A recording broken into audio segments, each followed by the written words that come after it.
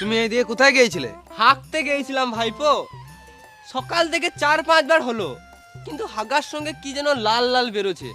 শুকনো লঙ্কা বটে না রক্ত বটে বুঝতে পারছি না ভাইপো।